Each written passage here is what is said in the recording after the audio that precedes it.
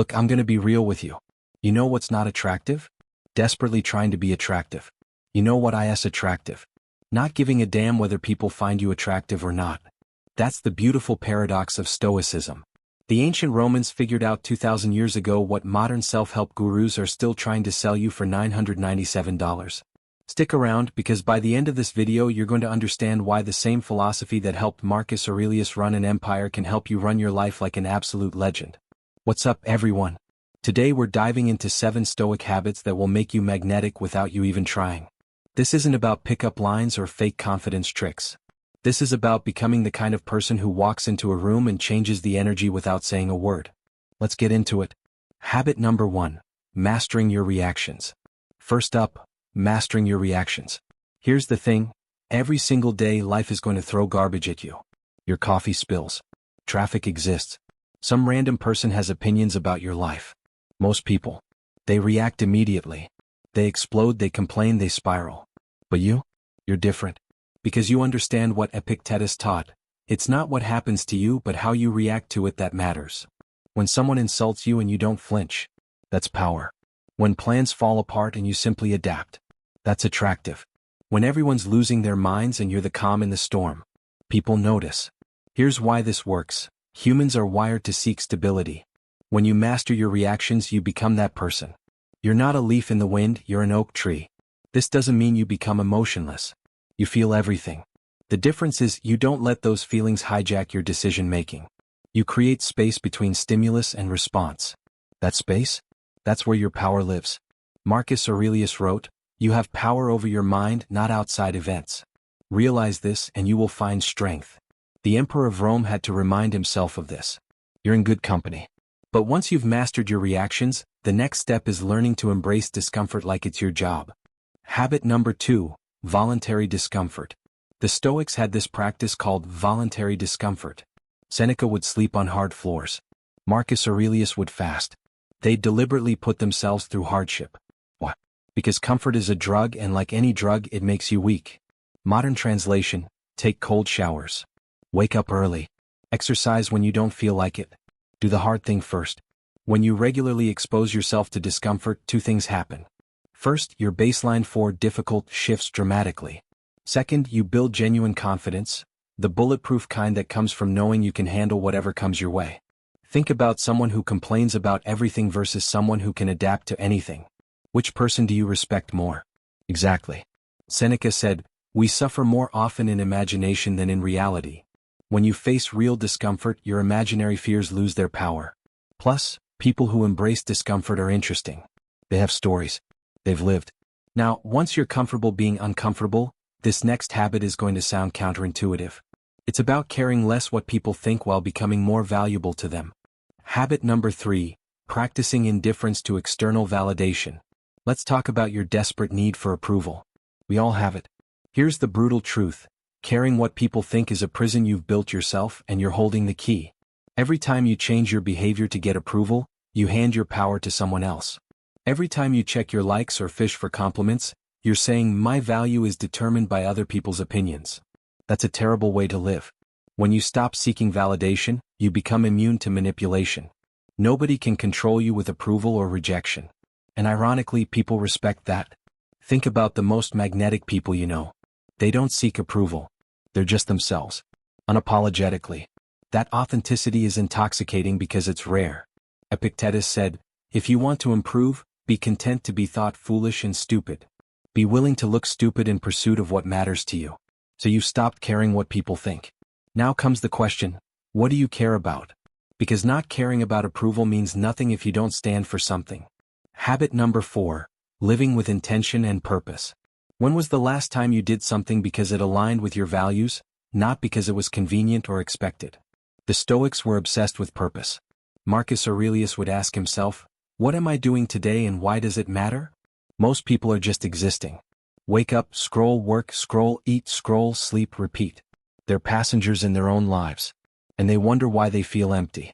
People are attracted to purpose like moths to a flame. When you have clear intentions, when every action connects to a larger mission, you become compelling. You're not drifting, you're going somewhere specific.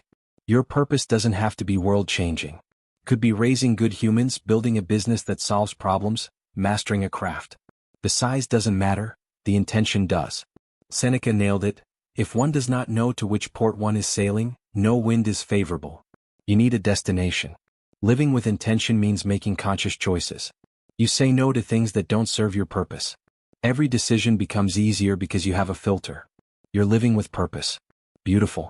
But none of that matters if you can't handle this next habit, accepting what you cannot control. Habit number 5. Radical acceptance of what you cannot control. Make a list of everything stressing you out right now. Done. Now circle the things you can actually control. Yeah, that's what I thought. Most of your stress comes from trying to control things that were never in your control. The Stoics had the dichotomy of control. Things you control, your thoughts, actions, effort, character.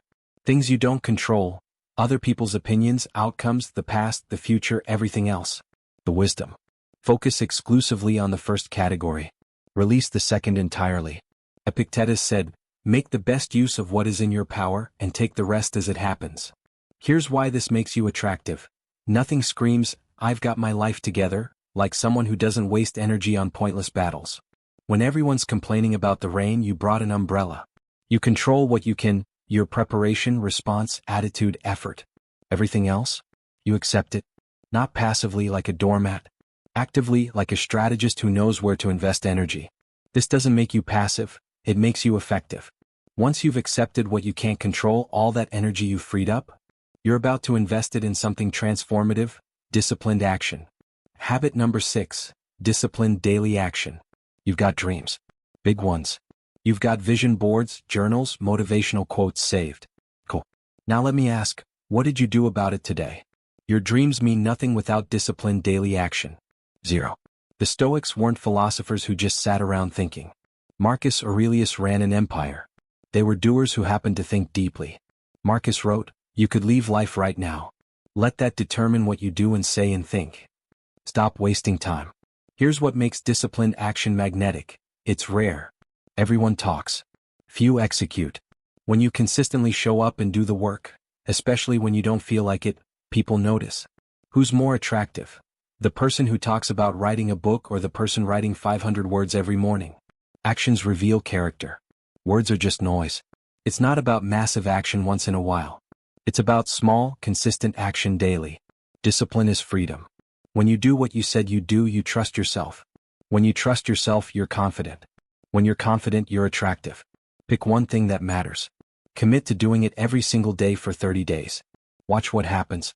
We've covered 6 habits. But this last one? This ties everything together. This is the secret sauce. Habit number 7. Practicing gratitude and negative visualization. Final habit. The Stoics practiced negative visualization, imagining losing everything they valued. Sounds depressing? It's actually the most powerful gratitude practice ever invented. Here's why. Humans adapt to everything. New car? Excited for a week, then it's just your car. We take everything for granted. And entitled people are the opposite of attractive. When you regularly imagine loss, you create contrast. Suddenly, the ordinary becomes extraordinary. Your working legs. Your loved ones. The roof over your head. Grateful people are magnetic. They radiate contentment. They don't complain constantly. They're present. They're appreciative. Marcus Aurelius practiced this daily. He'd remind himself that everything, including his life, was temporary. Not to be morbid, but to be awake. Practical tip. Tomorrow morning, spend 2 minutes imagining you lost something important. Then open your eyes and realize you still have it. Notice how different it feels. That's gratitude on steroids. This practice destroys entitlement and builds resilience. And resilience is incredibly attractive. So there you have it. 7 habits. But here's the thing about knowledge. Information without application is just entertainment. Let's lock this in. 7 Stoic habits. Master your reactions. Embrace discomfort. Stop seeking validation. Live with purpose. Accept what you can't control. Take disciplined action. Practice gratitude. These habits don't just make you attractive to others. They make you attractive to yourself. They build self-respect, confidence, and genuine power. You're not faking confidence, you're building it. You're not pretending to be calm, you're becoming calm. You're not performing purpose, you're living it. You've got 2 options. Option 1. Close this video, think, that was interesting, and nothing changes. Option 2. Pick one habit and practice it every day for 30 days. Drop a comment telling me which habit you're starting with. Public commitment increases follow-through. If this gave you value, smash that like button and subscribe. Share this with someone who needs it. Marcus Aurelius said, "Waste no more time arguing about what a good man should be. Be one." Stop watching videos about becoming better. Actually become better. I'll see you in the next one. Now go be legendary.